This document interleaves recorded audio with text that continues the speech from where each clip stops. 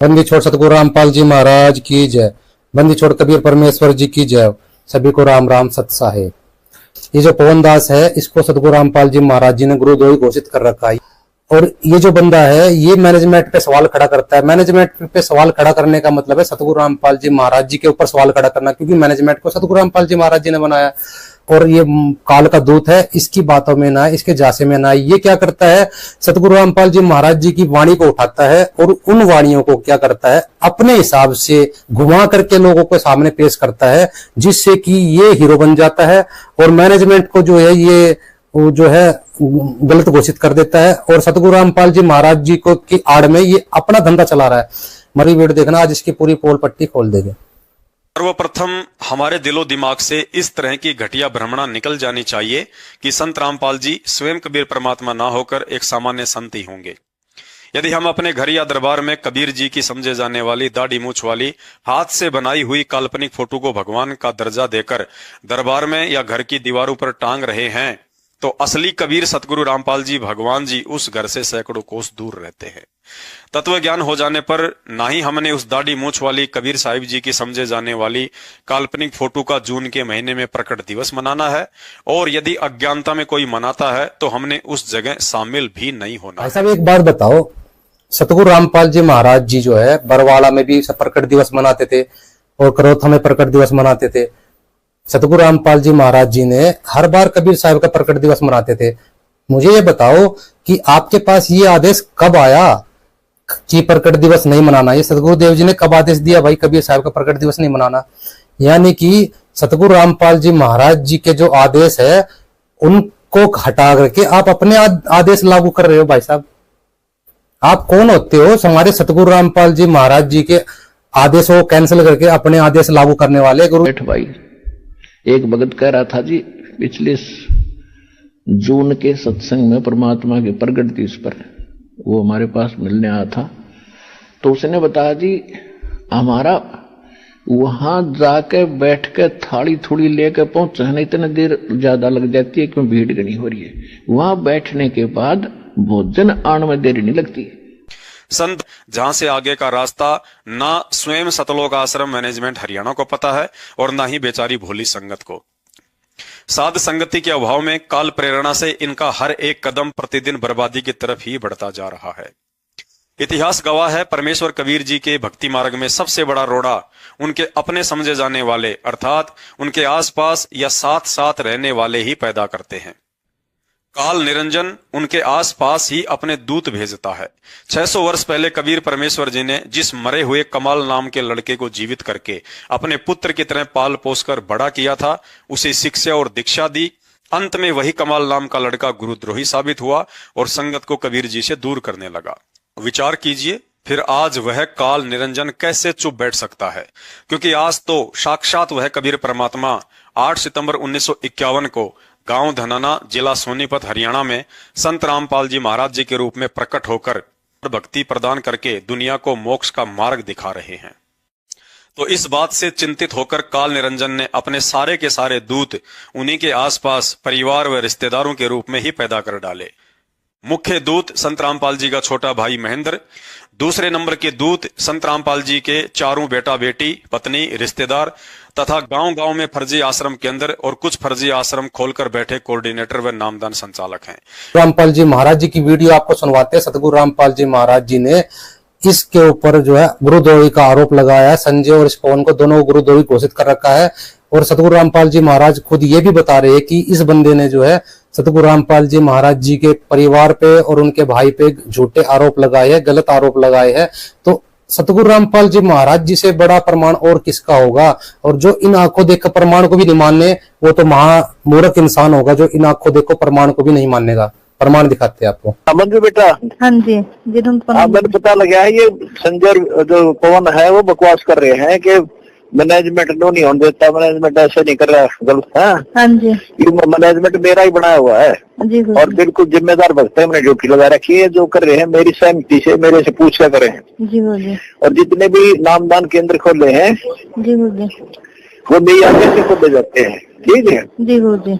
और जो ये भ्रमित कर रहा है ना पवन और संजय, हाँ जी, हकदा हुआ चोरी करते हैं नामदान पत्रों पैसे, जो पवन का करता नामदान खोल रहा था, ये चोरी करा करता जी जब वहां से छीनना इससे। इसने सारे चोर देखे हैं दुष्ट ने, सारी संगत से कह दो और मेरी आवाज भेज दो जी गुरु जी, कि विश्वास रखो हमारे ऊपर, जो कर रहे हैं परमात्मा कर रहे हैं और मेरी आज्ञा से हो रहा है, सब ठीक चल रहा है, किसी की बात ना दियो ना बेड़ा, कभी नष्ट हो जाओगे, भक्ति खत्म हो जाएगी तारी।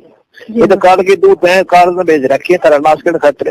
तो अगर मैनेजमेंट नहीं कर रहा तो ये क्या कर रहे हैं संजय पवन, इनसे पूछो, बकवास करे, मेरे तो फोन पे आगे बात भी नहीं कर सकते, जो कोई संशय है मेरे से पूछ ले, रोज फोन करूं तारे पास में घर पे। हाँ जी, तो फिर भी किसी को शंका हो ना भक्त में, तो आप यहाँ रोहतक आ जाए आपके पास, जी गुरु जी, मेरे से डायरेक्ट बात कर ले, औरों की क्यों सुनते हो तुम, इनकी बात अब माइयो, नहीं तो भगवान से दूर हो जाओगे। मुश्किल शेरा पाया है, जी सारी संगत ने बोल दे मेरा आशीर्वाद है, ये सब खेल मेरा ही हो रहा है। जी गुरु जी, अब जैसे मोबाइल फोन का टावर है, हाँ जी, वो कहीं पर भी है, अगर अगले का कनेक्शन ठीक ले रखा मोबाइल का, सारा काम देगा, तो भगवान गुरु जी कहीं पर भी है, हाँ जी, सबको लाभ मिलेगा। इस डगमग ना हो ना घर के रहोगे ना घाट के, ठीक है, कह दिए सब ने। जी गुरु जी, इस साल ठीक है की तरफ से कोटि कोटि उन्नत प्रणाम गुरु जी। प्रणाम बेटा, सबका कति सावधान प्यार से रहियो, कोई हावड़ा नहीं होना चाहिए, विश्वास करो मालिक पे, भगवान हम लग रहे भगवान की शरण में, रास करा न्यू कर देंगे, न्यू कर ठीक करें, नहीं प्रचार करो मालिक का ज्यादा से ज्यादा, ठीक। जी गुरु जी, परमेश्वर की सारी संगत को सूचित करता हूँ, आशीर्वाद देता हूँ और निर्देश देता हूँ कि संजय दिल्ली वाला और पवन जयपुर वाला, ये दोनों हमारे मिशन के विरुद्ध चल रहे हैं। इनको वर्षों पहले गुरुद्रोही घोषित कर दिया था। एक यहाँ से फोन सुविधा है मेरे को प्राप्त है, उसमें मैंने मैसेज भेजा था अपने घर पे और कहा था कि सारी संगत को भेज दो। उस ऑडियो को सब जगह भेजा गया। इन दोनों दुष्टों ने उसको झूठा बताया था। मेरे भाई पे दोष लगाया कि इसने अपनी आवाज में झूठी ऑडियो बना के भेज रखी है। मेरी बेटी मंजू और मेरी पत्नी अनारों को भी उन्होंने बदनाम किया पाप आत्माओं ने अपने स्वार्थ के लिए, कि इन्होंने झूठ बोल दिया, हमें गुरुद्रोही घोषित कर रखा है। बच्चों, जो सेब खराब हो जाती है उसको फेंकना पड़ता है, वो औरों को भी खराब कर देती है। आपको ये भी बताना चाहता हूँ कि ये मैनेजमेंट मेरे द्वारा बनाया गया है, मेरे आदेश निर्देश ये सब कार्य कर रहा है और एक एक पैसे का हिसाब मेरे पास है।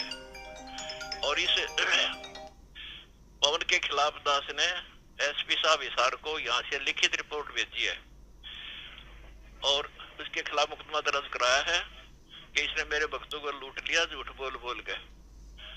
सबसे मैं आदेश देता हूँ, जो भी इनके संपर्क में आए अपना नाम शुद्ध करा लो। बच्चों, मुश्किल से काट के लाया हूँ नरक से, मेरी तरफ देखो, तुम्हारे लिए मर मिट रहा हूँ। इन पापियों ने जरा सा लग गया मेरे बाग में, आग लगा दी। ये दो कीड़े हैं, इनसे बच कर रहो। परमात्मा ने दया कर दी कि यहाँ से वीडियो चल पड़ा। ये भी आपके ऊपर न्यारी कृपा की है कबीर भगवान ने। बच्चों, ये झूठ बोलते हैं कि वीडियो के माध्यम से जो फोन वीडियो के माध्यम से जो शिक्षा दी जाती है वो गलत है। इन दोनों पापियों ने भी वीडियो के माध्यम से ही नाम लिया हुआ है। 2008 से दास ने ये परंपरा डाल दी थी, क्योंकि दास ने सतलोक जाना है।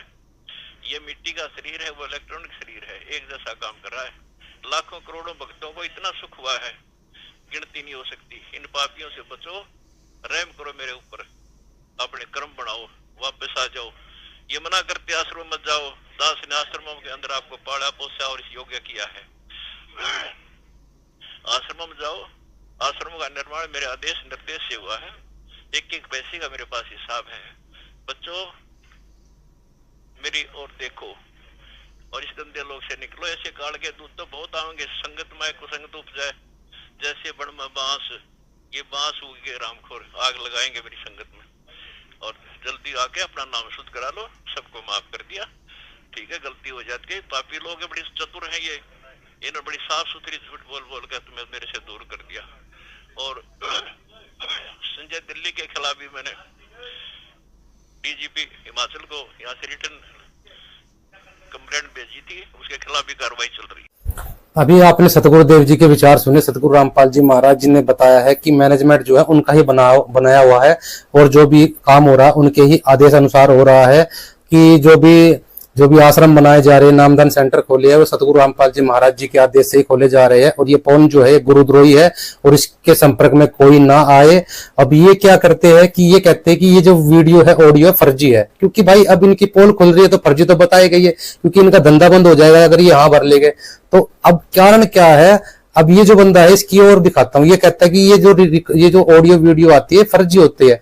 अब ये देखो, इसकी वीडियो देखो, इस वीडियो के अंदर ये खुद सतगुरु रामपाल जी महाराज जी की ऑडियो, जो उस ऑडियो का ये समर्थन कर रहा है। और उस ऑडियो का ये समर्थन इसलिए कर रहा है क्योंकि उस ऑडियो के माध्यम से ये भोले भाले भक्तों को भ्रमित कर रहा है, इसलिए उस ऑडियो का समर्थन कर रहा है। और जो सतगुरु रामपाल जी महाराज जी ने ऑडियो इसके लिए बोली है कि गुरुद्रोही है, उसको ही झूठा साबित कर दे रहा है। यानी जो इसके मतलब की चीज है उसको तो ये मान लेता है ये ऑडियो सही है, और जो यहाँ पर इसकी पोल खुल रही है सतगुरु रामपाल जी महाराज बता रहे उसको ही झूठा साबित करता है। सतलोक आश्रम मैनेजमेंट हरियाणा ने ये संदेश नाम की 18 नंबर ऑडियो भेजी है। इस ऑडियो में परमात्मा ने हमें क्या समझाना चाहा है। जैसे पपैया प्यासा बूंद का प्यो प्यो लो लगाई, प्यासे जान निकल जावे सिख और नीर न भाई गुरु से, लगन कठिन है भाई। कि जैसे पपैया छोटा सा चिड़िया जैसा पक्षी होता है, वो केवल जब आकाश में बादल छा जाते हैं तब अपनी आवाज बुलाता है। उसकी आवाज पपैये की होती है, पपैये की पी पी पी पानी के लिए पुकारता है। बारिश हो जा तो उस जल को पीता, वो पृथ्वी के जल को नहीं पीता, बेशक मर गया। इसी प्रकार इसका उदाहरण परमात्मा ने दिया कबीर साहब में कि जैसे पपैये की तरह तुम हो जाओगे कि अपने सतगुरु और गुरु के अतिरिक्त किसी से भी स्वप्न में भी कोई लाभ नहीं चाहोगे। दुखी हो चाहे सुखी हो, चाहे लाभ धनी हो चाहे निर्धन हो, कुछ भी होता दिखे पर होने दो एक बार उसको। तो इसी प्रकार इसको पतिव्रता तब कहा। क्या कहा परमात्मा ने? अपने गुरु और सतगुरु के अति ऑडियो है सतगुरु रामपाल जी महाराज जी के ऑडियो सत्संग आते हैं, उसका ये समर्थन कर रहा है। और समर्थन भी किस लिए कर रहा है, क्योंकि उस सत्संग के माध्यम से ये उस सत्संग को एक गलत दिशा दे करके, मतलब उस सत्संग के माध्यम से ये अपने भोले भाले भक्तों को भ्रमित कर रहा है। इसका उद्देश्य ये है कि सतगुरु रामपाल जी महाराज जी के सत्संग को ये जो है एक गलत तरीके से भक्तों को बताता है, जिस कारण से लोगों के ऊपर नेगेटिव प्रभाव जाता है। जो कि काल एजेंट महेंद्र के आदेश अनुसार गांधी जी के 3 बंदरों की तरह सच को सुनना, देखना और बोलना बिल्कुल भी पसंद नहीं करते हैं। रही बात संगत की, वह तो कुंभकर्ण की भी नानी निकली। बेचारा कुंभकर्ण 6 महीने में एक बार कम से कम नींद से अवश्य जाग जाता था, लेकिन यहां तो सन 2014 बरवाला कांड के बाद से ही संगत बेहोश पड़ी है। आज देश विदेश में लाखों की संख्या में संत रामपाल जी महाराज जी के भगत हैं, लेकिन उनमें से 90% लोग तत्व ज्ञान से कोसों दूर हैं। आंखों के सामने संत जी के कलयुगी परिवार के द्वारा भक्ति विरुद्ध कुकर्म करवाकर संगत की मर्यादा खंडित करवाई जा रही है, लेकिन ना जाने किस भय के चलते लोग मूक दर्शक बने हुए हैं। संत रामपाल जी महाराज जी का राजनीति से 36 का आंकड़ा है, लेकिन फिर भी संगत को उसी परम संत का आदेश बताकर राजनेताओं को वोट व सपोर्ट करवाया जाता है। देखिए जिस हिसाब से सतगुरु रामपाल जी महाराज जी की लोकप्रियता बढ़ती जा रही है और लाखों श्रद्धालु उनसे जुड़ते जा रहे हैं, उनके शिष्यों की संख्या दिन प्रतिदिन बढ़ती जा रही है। आने वाले समय में सतगुरु रामपाल जी महाराज जी के शिष्यों की संख्या जो है अरबों में होगी। तो उस समय क्या होगा, सतगुरु रामपाल जी महाराज जी का बहुमत होगा, यानी कि सतगुरु रामपाल जी महाराज जिस सरकार को वोट देने को कहेंगे वही सरकार जीतेगी। जिस सरकार को सतगुरु रामपाल जी महाराज जिताना चाहेंगे, जिसको वोट देने के लिए बोलेंगे वही सरकार जीतेगी। और वो सरकार जो है सतगुरु रामपाल जी महाराज जी के जैसे सतगुरु रामपाल जी महाराज कहेंगे वैसा ही वो सरकार काम करेगी, क्योंकि सतगुरु रामपाल जी महाराज उनके शिष्य जब चाहे उस सरकार को गिरा सकते हैं, क्योंकि उनका बहुमत होगा। तो राज जो है सतयुग आने वाला है। तो की जो भविष्यवक्ता है फ्लोरेंस, उसने भी अपनी भविष्यवाणी में कहा है कि वो जो संत होगा वो सत्ताधारियों की मनमानी पे अंकुश लगा देगा, यानी सत्ताधारी जो होंगे, जो ये राजनेता है, ये भी बंदे बनकर रहेंगे, यानी ये भी उस संत की ही बात मानेंगे, उस संत की बात से बाहर भी नहीं जा सकते।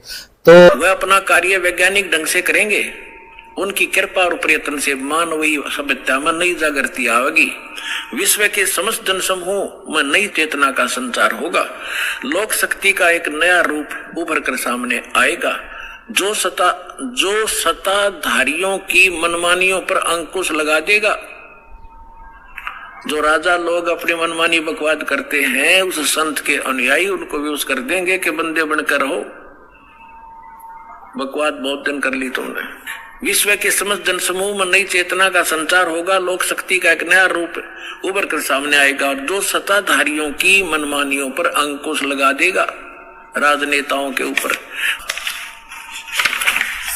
उनसे भी कहा था कि डॉक्टर, वह समय बड़ी तेजी से निकट आ रहा है जब सत्ता लोलुप्त राजनेताओं की अपेक्षा आप जैसे समाज सेवकों की बातें अधिक ध्यान से सुनेगा।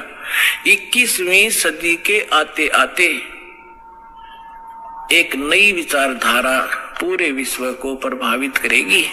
हर राष्ट्र में सचित्र धार्मिक लोगों का संगठन लोगों के दिमाग में बैठी गलत मान्यताओं को बदल देगा।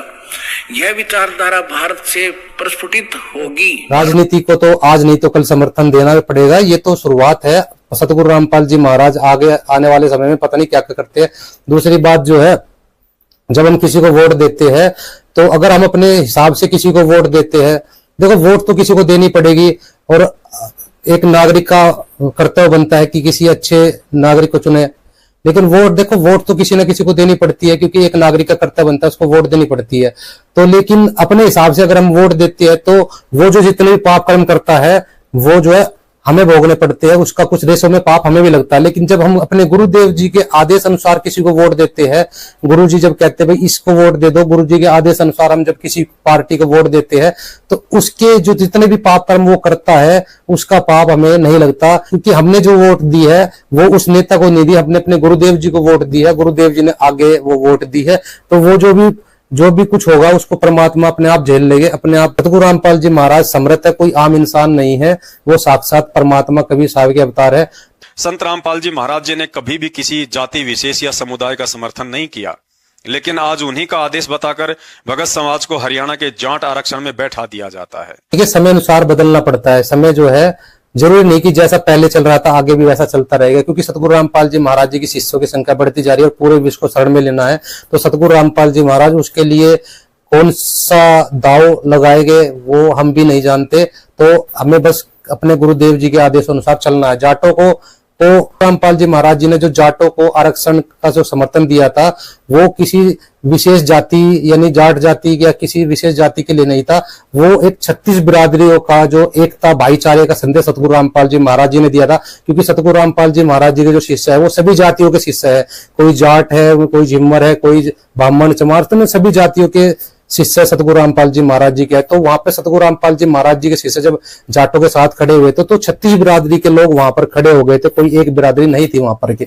तो सतगुरु रामपाल जी महाराज जी ने एक भाईचारे का संदेश दिया था और उसका रिजल्ट क्या हुआ आगे जा करके, जब रोहतक के अंदर हमारा पशु मेला ग्राउंड में प्रकट दिवस मना रहे थे, प्रकट दिवस की जब तैयारियां चल रही थी तो आर्य समाजियों ने जो है ये चेतावनी दे दी थी, ऐलान कर दिया था कि हम सतगुरु रामपाल जी महाराज जी के भंडारे को रोहतक में नहीं होने देंगे। ये आर्य समाजियों का कहना था। उसके बाद ही जाटों ने एक्शन लिया। जाटों ने ये बोला कि सतगुरु रामपाल जी महाराज जी के जो भंडारे में और उनके समागम में किसी ने टांग अड़ाने की कोशिश की तो उसके गोला लाठी दे देंगे, कोई सब नहीं आ जियो भाई सामने। तो वो दिन और आज का दिन है। रोहतक के अंदर आर्य समाज ने चूतक नहीं की, जाटों के सामने उनकी जो है सारी सिट्टी फिट्टी गुम होगी उन आर्य समाजियों की। तो परमात्मा जो है कांटे से कांटा निकालते हैं, उनकी किसी चीज पर हमें शंका नहीं करना चाहिए। बुद्धि वहां तक नहीं जा सकती जहां तक वे परमात्मा है, वो कब क्या करेगा हमारी बुद्धि वहां तक नहीं जा सकती। संत रामपाल जी महाराज जी ने कभी भी अपने भक्तों से रक्तदान व देहदान नहीं करवाया, लेकिन आज उन्हीं का आदेश बताकर सतलोक आश्रम मैनेजमेंट ने इसे अपना धंधा बना लिया है। बताओ, रक्तदान और देहदान को भी ये मूर्ख इंसान जो है गलत बता रहा है। अरे हमारे भाई बहन हैं जितने भी परमात्मा के बच्चे हैं, तो भगवान के बच्चे अगर अपने रक्तदान कर रहे हैं, देहदान कर रहे हैं, तो अपने भाई बहनों की मदद कर रहे हैं, इसमें कौन सा गुनाह हो गया भाई? अरे भाई, दान देहदान रक्तदान तो वे कर रहे, दिक्कत आपको हो रही है। आपको थोड़ी ना देदार रक्तदान करना पड़ रहा है, आपको हर चीज में धंधा दिखता है, जहां भी देखो धंधा। अरे भाई आपकी मानसिकता खराब हो चुकी है, आप खुद धंधा चला रहे हो। सतगुरु रामपाल जी महाराज जी के नाम पे आप अपने नाम पे चला लेना भाई, सतगुरु रामपाल जी महाराज जी के नाम पे क्यों चला रहा है? सतगुरु रामपाल जी महाराज जी का नाम का क्यों मिसयूज कर रहा है भाई? पवन दास अपने नाम पे चला ले। हर जगह धंधा ही दिखाई देता आपको, और तो कुछ दिखाई नहीं देता। प्रमाण दे कि ये रक्तदान जो देहदान जो कर रहे हैं ये धंधा हो रहा है, प्रमाण दिखाओ चीज का, दिखाओ प्रमाण कहाँ है ये धंधा हो रहा है। ये सब निस्वार्थ भाव से सेवा की जा रही है परमात्मा के बच्चों की, रक्तदान और देहदान करके।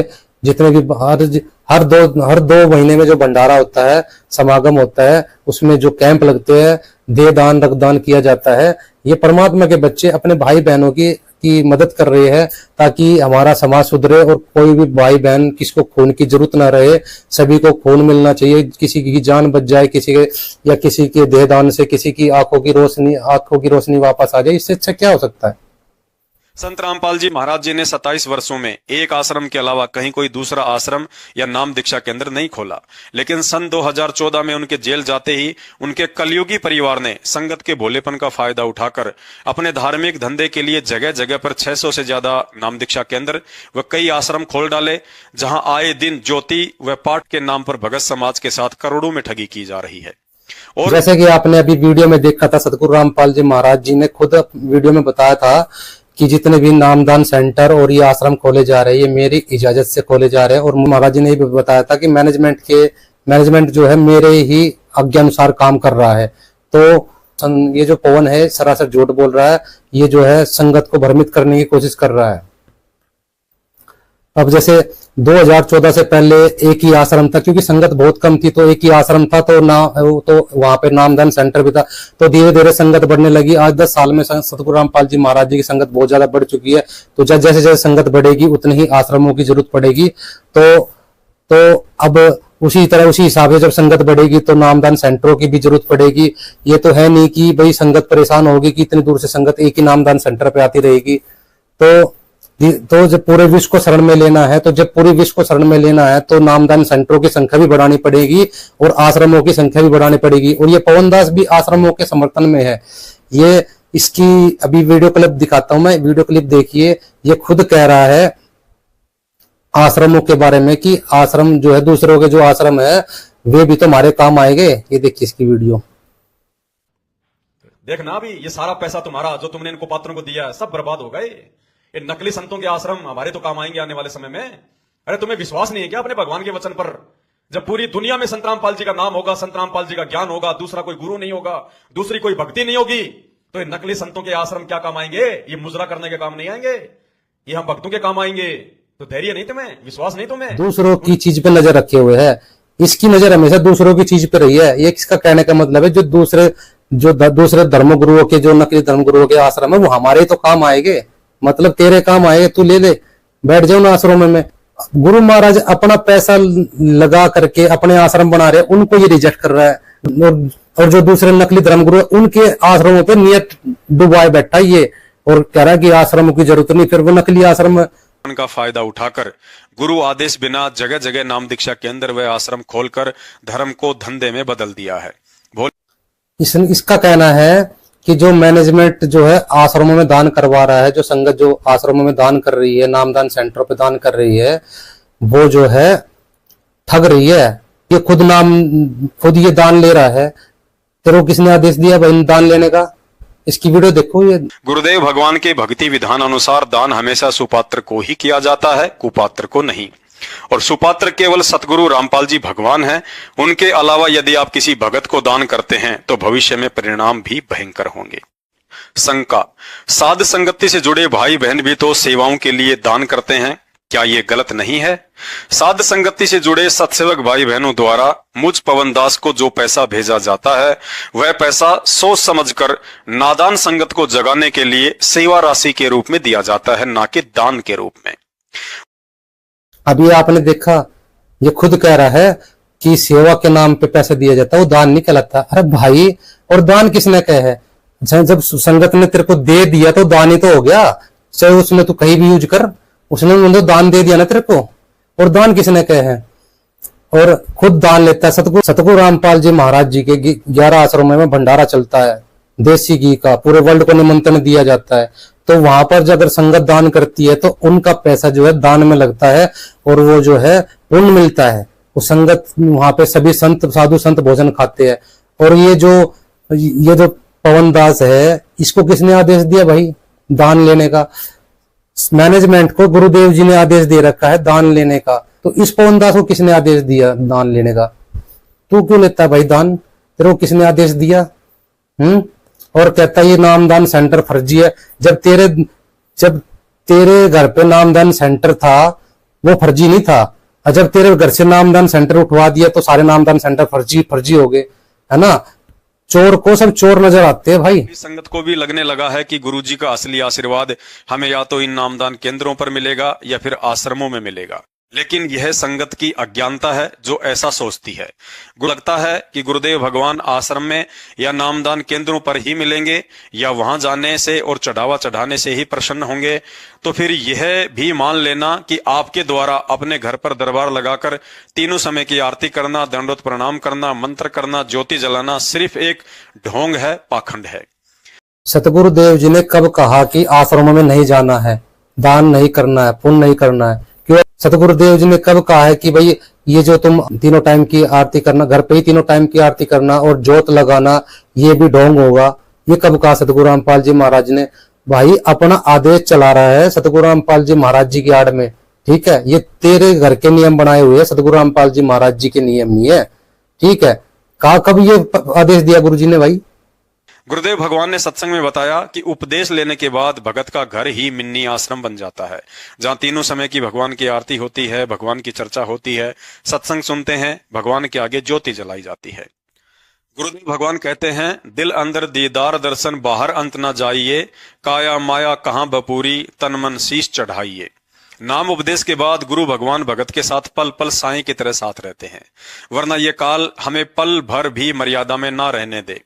और ऐसे समर्थ भगवान को यदि हम पत्थरों से बने आश्रमों में ढूंढ रहे हैं तो फिर हमारे और उन जगत वाले ज्ञानहीन लोगों में रति भर भी अंतर नहीं है।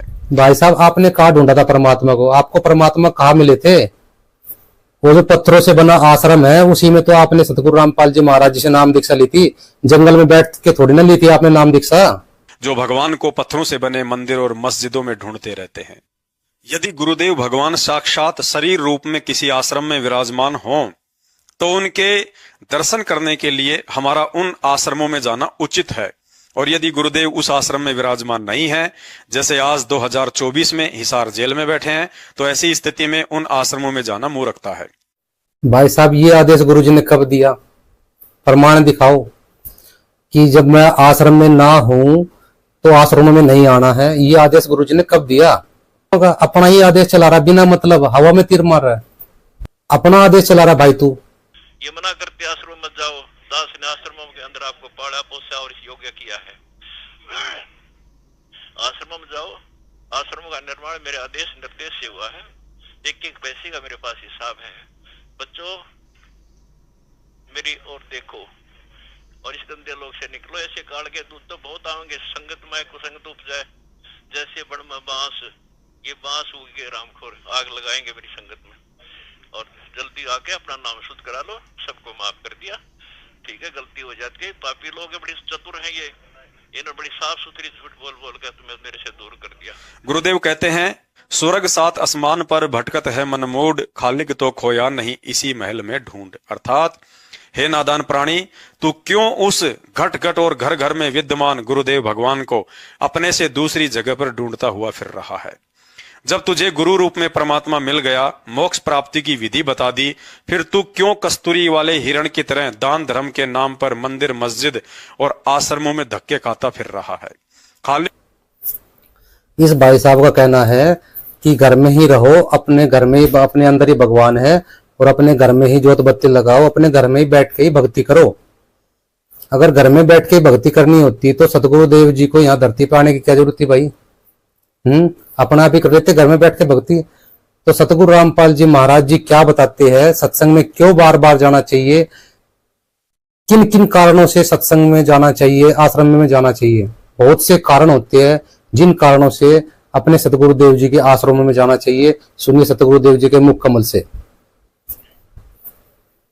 तो यहाँ 500 यज्ञ करवाई जाती हैं आपसे। एक यज्ञ है धर्म की, दूसरी यज्ञ है ध्यान, और तीसरी यज्ञ हवन की, चौथी यज्ञ प्रणाम, और पांचवी ये तत्व ज्ञान रूपी यज्ञ है। तो ये 500 यज्ञ सतलोक आश्रम बरवाला जिला हिसार हरियाणा के अतिरिक्त इस पृथ्वी पर नहीं है, एक इस ब्रह्मांड में नहीं है। तो यहाँ 5 प्रकार की यज्ञ कराई जाती है। आपने दान कर दिया, आपका नहीं रहा, ये भगवान का हो गया, और परमात्मा का दान किया हुआ इसका कुछ और प्रारूप बन जाता है, ये ज्यादा लाभदायक होता है। और जो यहाँ आते हैं वो खाना खाने नहीं आते, वो तो भगवान के लिए आते हैं। तो भगवान के बच्चे भगवान के लिए आए हैं, तो उनको खिलाया हुआ ये दान अन्न बहुत ज्यादा लाभ देता है। ये एक रूल है, दाता ने एक नियम बनाकर छोड़ रखा है। जो इन नियमों को अपनाएगा वो सफल होगा, उसको वो फल मिलेगा ही मिलेगा। तो एक यज्ञ है धर्म की, आप देख रहे हो सदाव्रत, आपने सुना होगा कभी सदाव्रत। आपको सदाव्रत यहाँ सतलोक आश्रम बरवाला जिला हिसार हरियाणा में देखने को मिला। किसी समय कोई भक्त आ जा, रात ना आओ, 2 बजे आओ तो सुबह आओ, जाओ भंडारे में, परमात्मा के बच्चे तैयार पाओगे, बैठ भाई। एक भगत कह रहा था जी, पिछले जून के सत्संग में परमात्मा के प्रगट दिवस पर वो हमारे पास मिलने आया था। तो उसने बताया जी हमारा वहां जाकर बैठ कर थाली थोड़ी लेकर पहुंचने इतनी देर ज्यादा लग जाती है, क्यों भीड़ नहीं हो रही है। वहां बैठने के बाद भोजन आने में देर नहीं लगती, जैसे परमात्मा ऊपर ते तारण लग रहा अपने भक्ता ने, 1 मिनट में आ जाता सारा। ये सदाव्रत कबीर भगवान ने लगा रखा है। बच्चों आपको पता आप कितना दान कर सकते हो, हमें पता है कितना दान आता है। ये आता कहां से है, इस चक्कर में पढ़ने की जरूरत नहीं, सतलोक से आता है। परमात्मा कबीर साहब ने 18 लाख व्यक्तियों को 3 दिन तक भोजन खवा दिया था। तो वो भगवान है क्या, उस परमात्मा की आड़ में हम बैठे, ये दास उसी का भरोसा बैठे। एक यज्ञ है धर्म की, दूसरी यज्ञ है ध्यान। परमात्मा की याद रहती है यहाँ जब तक आप रहोगे। कोई चर्चा चला रहा है मालिक की, कोई बहन भाई बाप ने दुख बता रहा है कि मैं इतना दुखी था, मैं ऐसा सुखी हुआ, तो उससे आपको दृढ़ता आती है। यहाँ आपको बुलाने के कई कारण हैं। एक तो ये है कि आपको आशीर्वाद दे करके आपके अंदर वो मालिक की दया फीड करनी पड़ती है, ताकि आपको उभारा साथ मिले। उसके साथ फिर आपसे क्रिया कराई जाती है, प्रणाम करते हो, और फिर यहाँ एक दूसरे से चर्चा सुनते हो, तो उससे आपको बहुत शिक्षा मिलती है, दृढ़ता आती है, और फिर आप यहाँ डगमग नहीं हो पाते। कई भक्त तो ऐसे आते हैं, भक्त ने कह दिया चल वहां जाते ठीक होगा, तो कोई तो सही जगह कभी खत्म हो लेता है ना कोई प्राणी, और सब जगह से जवाब मिल जाता है, तब हमारा भक्त उसको लेकर चलता है कि चलो वहां जाते ठीक हो जाएगा। तो वो व्यक्ति केवल ठीक होने के लिए ही आया है, उसने ज्ञान नहीं समझा, तो वो यहां आ गया, इस कारण से भी आ गया समझ लो। और यहां बैठेगा, 1 दिन 2 दिन रुकेगा, सब भक्तों से सुनेगा, ओहो देख मेरा ऐसे तकलीफ थी, ऐसे ठीक हो गया, ऐसे उसको ऐसे थी, वो ऐसे ठीक हो गया। तो वो आया तो था इसलिए कि मैं झाड़ा लो आया हूं, ठीक हो गया तो ठीक से ना, फिर नहीं आऊंगा। तो हम वो भी यहाँ अंधेरा हटाते हैं, इसलिए यहाँ आपको बुलाते हैं। नहीं आपको यहाँ बुलाने में, आप तो आते और जाते हो, बड़ा बड़ा भोजन खाते हो, परमात्मा की जो ना कथा सुनते हो। आपसे आने से पहले यहाँ आपके भाई बहन जो परमात्मा ने पहले दास के साथ भेज रखे हैं, वो आपकी कितनी सेवा करते हैं। 1-2 आदमी आ जाए अचानक घर पे, उनका लेना देना पड़ जाए, आपने कैसे व्यवस्था करो भोजन की। और यहाँ पता नहीं 10,000 आ जाए, 50,000 अचानक आ जाए, और सबका 4 मिला खाना। तो ये आपके भाई बहन आपके लिए कितनी व्यवस्था कर रहे हैं, और कितना आपको सब पता करने की जरूरत नहीं, कितने व्यक्तियों के अरेंजमेंट करने में कितना परिश्रम करना पड़ता है। ये किस लिए कि आप यहाँ आओ, सत्संग सुनो, बैठोगे, ये काल के कोल्लू में जुड़े तसंग दिन होगे, वहां ताग लाग रही है, वहां कभी यहाँ कम से कम 1-2 दिन शांति तो मिलेगी आपने। वहां फिर यहां से तो परिपूर्ण होकर जाओगे, भक्ति से ज्ञान से, 500 यज्ञ के जो आप जो दूध सा पी के जाओगे। अब जैसे आपको पता नहीं भाई गुरु जी कहें 4 बार आना पड़ेगा, चलो गुरु जी का आदेश है तावांगे, क्यों शिष्ट वही होता जो गुरु वचन पर डट गए, कट गए, फंद 84 के। अब गुरु जी क्यों बुलाते हैं, हमें क्या शौक है तुम्हें बुलाने का, हमें पता है आप बालक हो, हाँ दास उस मां के पद पर है। जैसे बच्चा खेल रहा होता गली में, खेलने चलेगा, मां को पता है ये खेल में मस्त है और ये भूखा हो जाएगा, और भूखा रहने से इसका स्वास्थ्य बिगड़ जाएगा। उसको बुलाओगी बेटा आजा, बेटी आजा, वो ना आती, वो खेल में मंड रही है, फिर उसको जबरदस्ती उठा के लाओगी, और फिर उसको दूध पिलाओगी, अपने सतन का पिलाओगी, या जैसा भी वो जिस योग्य हो चुका है उसने पिला के दूध, वो पीते पीते भी ने सोचा माँ ही छोड़ दिया, मैं बाहर खेलूं बाके, उसको पिला के गिलास दूध फिर छोड़ देते के लिए तू खेला।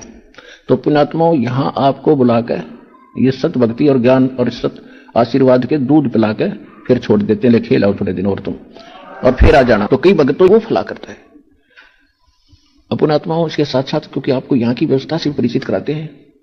कई भक्त जो हमारे पुराने भक्त हमसे मिलने आते हैं तो वो बताते हैं जी कोई भक्त मेरे साथ आए थे और वो आते इसमें प्रवेश करते ही सारी व्यवस्था को देखकर एकदम वो तो हक्के बक्के से रह गए कि ये काम तो, ये व्यवस्था तो आज तक हमने जिंदगी में कितने रिश्तेदारी में ना देखी, ब्याह शादी में ना देखी, इतना खुला व्यवस्था हर सब जगह, और कितने प्यार से सभी इतने भाई बहन बैठे हैं, बिल्कुल प्यार से रहते हैं।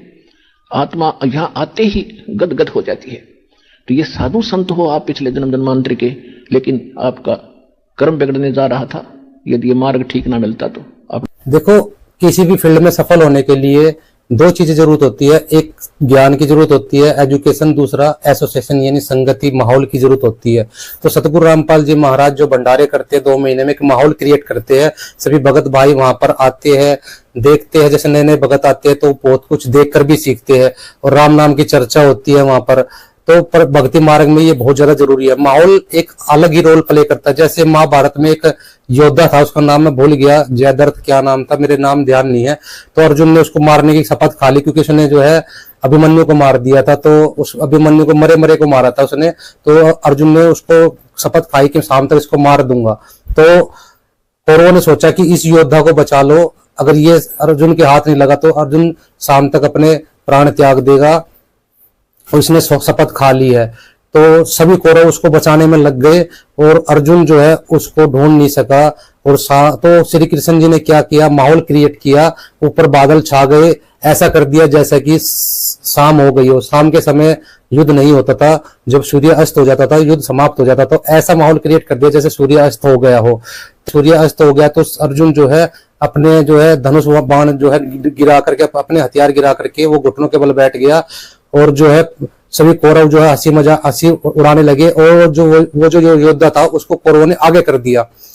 और जब आगे कर दिया तो श्री कृष्ण जी ने क्या किया, माहौल बनाया, एकदम से वो बादल हटा दिए और एकदम से सूर्य दिखाई दिया। और श्री कृष्ण जी ने कहा अर्जुन को कि मार दे इसको तीर से। तो अर्जुन ने तो है तुरंत उसका वध कर दिया। तो माहौल क्रिएट किया श्री कृष्ण भगवान ने महाभारत में। अगर वो श्री कृष्ण भगवान वो माहौल ना बनाते तो अर्जुन जो है उस योद्धा को नहीं मार पाता, और अर्जुन को फिर अपना जो है प्राण त्यागने पड़ते, तो महाभारत का अंत हो जाता, वहां पर कौरवों की विजय हो जाती। ये तो माहौल बहुत बड़ा रोल प्ले करता है भक्ति मार्ग के अंदर। तो सतगुरु रामपाल जी महाराज जो सत्संग होता है वहां ये जो है माहौल बनाते हैं, सभी भगत भाई बैठते हैं, आते हैं, राम नाम की चर्चा करते हैं और भंडारा खाते हैं। बहुत से नए भगत आते हैं, वो माहौल देखते हैं, माहौल देखकर भी बहुत कुछ सीखते हैं। 2014 से वर्तमान समय 2024 में गुरुदेव भगवान हिसार जेल में बैठे हैं, तो पाठ कैसे व कहां करवाएं?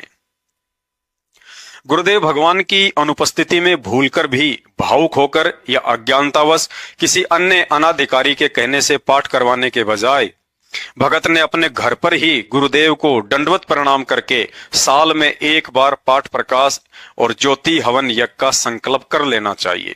चल रहा है, ये कह रहा है कि घर पे ही पाठ ज्योति करवा लेनी चाहिए, जबकि सतगुरु रामपाल जी महाराज जी कहते हैं घर में कभी पाठ जो है घर में कभी पाठ नहीं करवाया जाता, पाठ का लाभ कभी घर में करने से होता ही नहीं है। सुनिए सतगुरुदेव जी के मुख कमल से वचन, सतगुरुदेव जी क्या कहते हैं पाठ के बारे में। फलती है तो कई भक्त पहले के भ्रमित होते हैं कि जी मैं तो घर में पाठ कराऊंगा, क्योंकि उनको वह परंपरा का पता है घर में पाठ कराने से वो न सोचा घना लाभ होगा। नहीं, घना लाभ तो यहां होगा, वहां तो 4 आदमी खाएंगे 10-20 हरियां देख कितने पुण्यात्मा। और फिर पाप आप कहीं कर दियो, जो जंगल में छुप कर कराइयो पाप आपके मस्तक में लिखा जाएगा, और धर्म ने कितना कर लो आपके मस्तिष्क में लिखा जाएगा, उसका फल मिलेगा। तो यहां किया हुआ फल यूं ज्यादा लाभदायक है, इसलिए आप फल रहे हो फटाफट। और एक शास्त्र अनुकूल साधना है, परमात्मा ने फार्मूले बता रखे हैं, इन फार्मूलों को अपना कर आप चलियो, देखना कैसे लाभ ना हो। अभी सुना सतगुरुदेव जी के मुख कबल से आपने पाठ का लाभ, कि पाठ कैसे लाभ होता है। तो देखो, पाठ करने के लिए किसी के ऊपर प्रेशर नहीं दिया जाता, ना ही किसी से कहा जाता कि आप ज्योति दान कीजिए या पाठ करवाइए। तो सतगुरुदेव जी कहते हैं अगर भगवान आपके पास पैसे नहीं है तो परमात्मा से हाथ जोड़ लो, माफी मांग लो, परमात्मा तो नहीं हम पाठ करवा सके, लेकिन अगर भगवान आपको दे रहा है तो आपको पाठ जरूर करवाना चाहिए। आप ये जो अगर आप बोओगे तो आगे भविष्य में काटने को मिलेगा। जैसे धरती में किसान 1 मन गेहूं डालता है तभी वो 70 मन उठाता है। तो गुरुजी दान का महत्व बताते हैं। तो वहां पर साधु संत भगत भंडारा करते हैं तो उनको खिलाने से पुण्य मिलता है। तो हमारे जो परमात्मा हमारे पैसे को पुण्य में लगवा देते हैं, तो पुण्य में लग जाता है हमारा पैसा। तो ये इस तरह से गुरु महाराज पाठ करने की प्रेरणा देते हैं।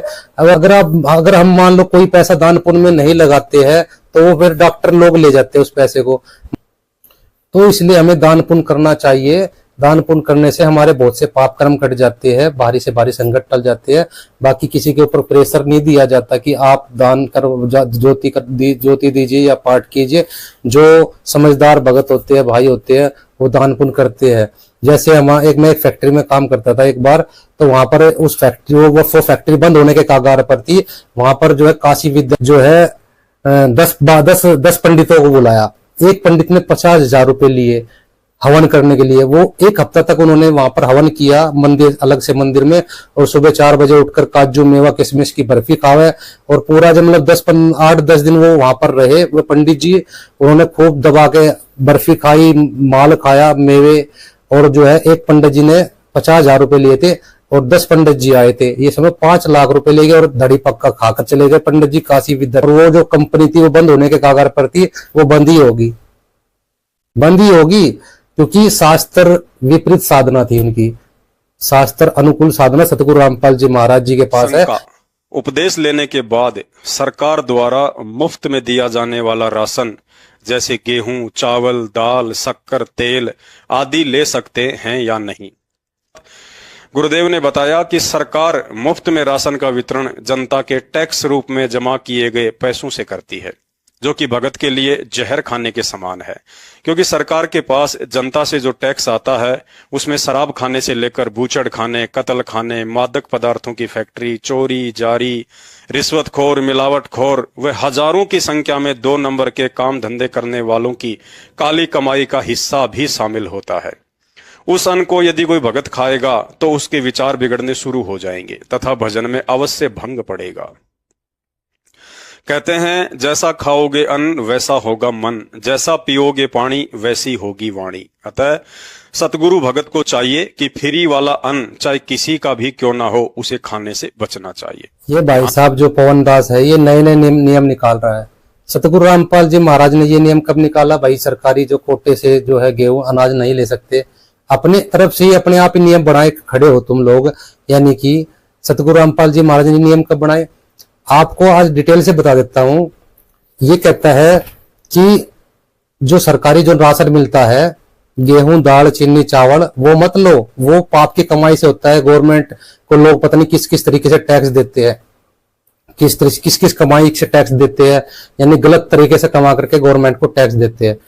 अब आपको बताता हूं, हमारे से माचिस से लेकर के और जो है ओढ़ने पैरने तक, खाने पीने की सभी चीजों पर हम टैक्स देते हैं। हमारी जेब से टैक्स जाता है और वो टैक्स का पैसा ही गवर्नमेंट वापस हमें रिपीट करती है। वो उसमें थोड़ा बहुत जो है हमें राशन के रूप में वो दे देती है। और दूसरी बात जो है, जो देश की जो संपत्ति है, जो खाने हैं जिसमें कोयला निकलता है, लोहा निकलता है और भी बहुत से पदार्थ निकलते हैं, जो कि गवर्नमेंट जिनको बेच करके उस पैसे को अपने पास रखती है। वो जो संपत्ति है उस संपत्ति के ऊपर देश के हर नागरिक का अधिकार है। और वो जो कोयला, लोहा और भी मैग्नीशियम जो भी चीजें निकलती है वहां से, कोयला, लोहा, तांबा, सोना, चांदी, जो भी चीजें वहां से निकलती है उन खानों से, उसके ऊपर देश का हर नागरिक जो है मालिक है। और गवर्नमेंट जो है उस पैसे को बेच करके उस पैसे को अपने पास रख लेती है। अगर उस पैसे को गवर्नमेंट देश के हर नागरिक में बांट दे तो देश का हर व्यक्ति लखपति है, लेकिन उस पैसे को गवर्नमेंट खा जाती है। ठीक है, तो ये समझो गवर्नमेंट जो है हमारे से आयरन ले रही है और सुई वापस कर रही है। आयरन जो होता है, लोहार जो लोहा कूटता है उसको आयरन बोलते तो गवर्नमेंट जो है आयरन ले रही है और सुई वापस कर रही है। ऐसा दूसरी बात, देश के ऊपर 74 लाख करोड़ का कर्जा है भाई। 74 लाख करोड़ अपने ये जो है ना, जो तेरे साथ रहते हैं साथ संगति वाले, इनको बता दे 74 लाख करोड़ में से तुम्हारे ऊपर कितने के ऊपर कितना कर्जा है, एक व्यक्ति के ऊपर कितना कर्जा, एक नागरिक के ऊपर कितना कर्जा बनता है, बता दे इनको कैलकुलेटर करके। ध्यान दें, यदि सरकार की तरफ से दिए जाने वाले अनाज की राशि तय कर रखी है तो उस अनाज को हम पैसा देकर ले सकते हैं। जैसे कई जगह राशन कार्ड से 2 या 5 रुपए किलो गेहूं, चाल, दावल, चीनी आदि मिलती है, तो वह अनाज लेने से भगत दोषी नहीं बनता है, क्योंकि हम उस अनाज के बदले सरकार को निर्धारित राशि अदा कर रहे हैं। नहीं लगे। और ऊपर से ये कहता है कि पैसे दे करके ले लो, 4 रुपए 5 रुपए किलो चीनी चावल का जो सरकार ने दाम रखा है, 4 रुपए 5 रुपए किलो कहां से मिल जाएगी भाई?